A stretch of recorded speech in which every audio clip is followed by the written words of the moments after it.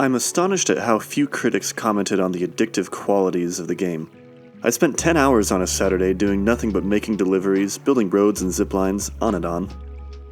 First off, similar to MGS5 Phantom Pain, you can't complete a mission objective without getting some new gadget or new way of traversing the world. You're constantly being introduced to new toys to play with all the way up to the end of the game. You may not use all of them, but they're there if you want to have fun. Kojima has always played with these ideas, and personally I thought he perfected it with Phantom Pain, but Death Stranding takes it to a whole new level. Then there's the core gameplay. I open up the map to decide what to do next and am overwhelmed by the possibilities. This is not unlike flitting back and forth from Facebook to Instagram to Reddit to YouTube to your favorite forum and back again. The game is a constant deluge of information and stimuli so immense you're often stricken with the Netflix signature disorder of analysis paralysis that you consider giving up entirely because every decision seems to be terribly inefficient. When you do inevitably make a decision, the loop becomes impossibly addictive. Indeed, like all great video games, the numbers keep going up. Every time a number goes up, you feel that sweet dopamine release. And there are a lot of numbers, my friend.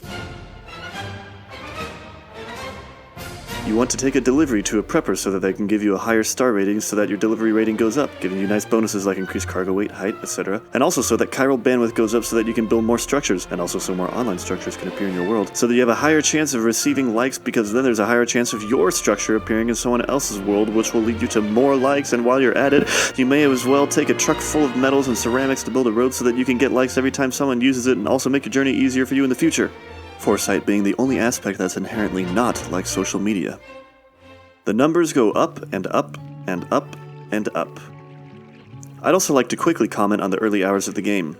Many have said this is a slog, but I disagree. The minute-to-minute gameplay of walking, I find, is pretty engaging. Deciding how you will go over a mountain, i.e. with a ladder, or by climbing, or going around via slope, whether you want to climb over that little rock or walk around it, whether you want to wade through a river or use a ladder, etc., all these decisions make walking interesting. You're constantly making little decisions and judgment calls that you just don't make when you otherwise hold forward in pretty much every other game. George, aka Super Bunny Hop, pointed this out and I wholly agree with him. Just because a game hasn't opened up and doesn't have vehicles and ziplines and roads in the first 10 hours doesn't mean it's boring. In fact, by the time I got my highways up and my ziplines, it's only then that I found the game to be boring. It's that classic consumerist case of, once I have X, everything will be better. And then by the time you get X, you find that actually you were fine before X, but maybe if you had Y, then you would feel complete. Musicians call this GAS, Gear Acquisition Syndrome. Riding on the highway with my truck full of materials had me craving the running on foot, the avoiding of boulders, the scaling of mountains.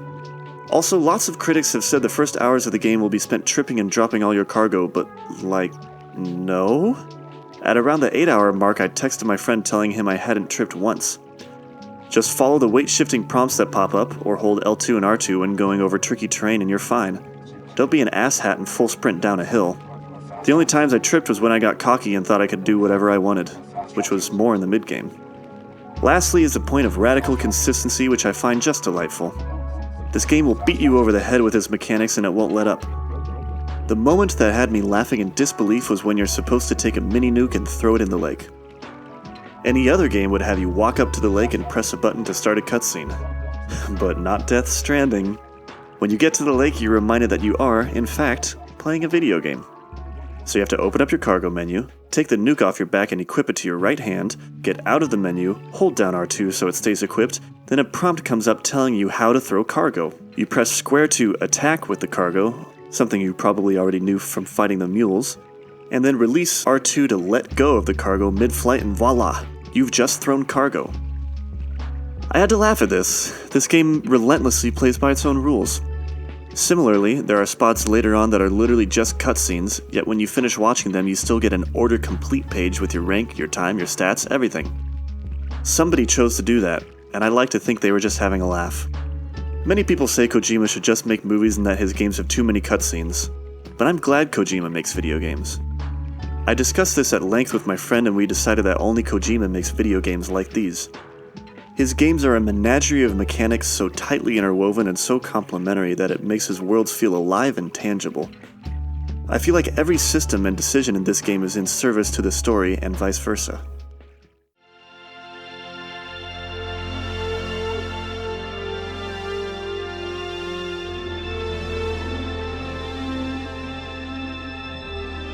One of the biggest critiques imposed on Death Stranding is the unsubtlety of the writing. This is definitely the case. I haven't heard, and I don't think I will hear, anyone argue otherwise, but I like to look at this from a couple different angles. 1. The prevailing opinion, even amongst people who like this game, is that Kojima isn't saying anything deep or extraordinary. Like, social media helps us connect people, but it's also isolating, right, man? Which any adult with half a brain already understands and has most likely heard from both psych and sociologists. Well, why don't we like this? Is it because we expect him to go deeper, but he doesn't? Is it because he acts like this is some deep revelatory idea? If it's the former, I can see that. If it's the latter, I don't think that's the case. I think instead of presenting it as a lightbulb moment, Kojima writes the game with the audience's understanding in mind that yes, we're all aware of social media's effects. He uses this, quote, shallow, surface-level concept, unquote, to set the bedrock for a fascinating, wholly unique experience. Why does he have to say anything more? 2. The unsubtle metaphors, quote-unquote. You are Sam Porter Bridges. The cities you go to have not in the name. The dead president's last name was Strand. Mama is a mom. Dead man studies the dead. You wear a cufflink that Sam comments isn't optional, but that's how everyone communicates. Kinda like the phone in your pocket, huh?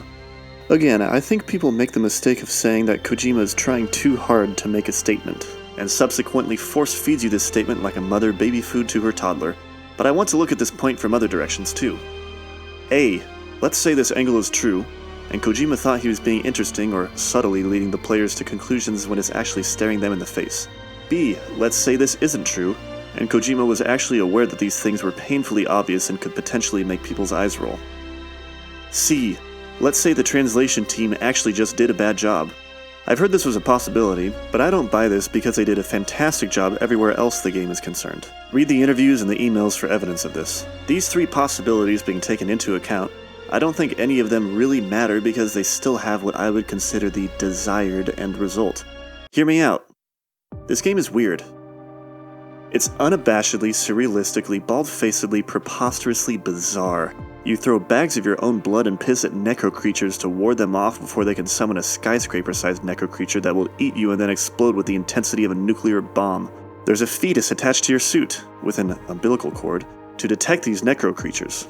Your canteen automatically converts water into Monster Energy drink. You can carry stacks of cargo on your back a full 5 feet above your head. You're on a mission to head to the Pacific coast of the United Cities of America to rescue your sister, but the country you go through looks nothing at all like America. It starts out looking more like Ireland than anything else, then turns into a lava rock place? My position is that this overtness, whether intentional or not, strongly contributes to the surrealism of the game, because we all know nobody actually talks or acts like this.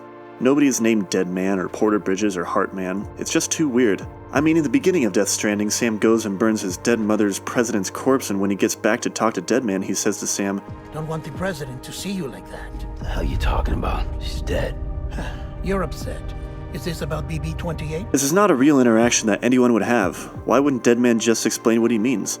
Why does Sam go along with this instead of asking him to explain himself? It's weird, man. There are lots of similar moments many would argue are poorly written, but as I've said, I don't think it matters.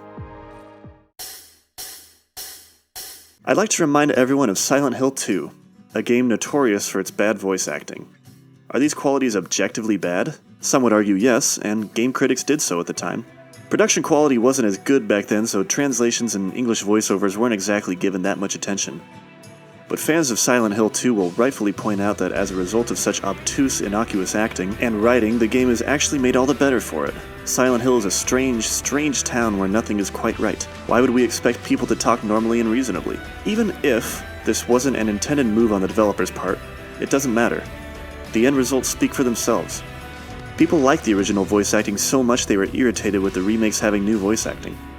Don't forget that over the years, Silent Hill 2 has been lauded as one of the most cohesive artistic moments in video game history. Its flaws, quote-unquote, have been revealed to actually make the game stand out. Yeah, the controls are bad, but the general consensus now looking back on it is that if the controls were good, the game would be a lot less frightening because you'd have too much control over a situation. I think the same will be said about Death Stranding in a few years. Even if Kojima thinks he's being interesting or deep or unique or whatever it is and he's actually just being trite, the point still stands. These bizarre names and interactions contribute to a bizarre world that brings a level of cohesion and immersiveness to the experience.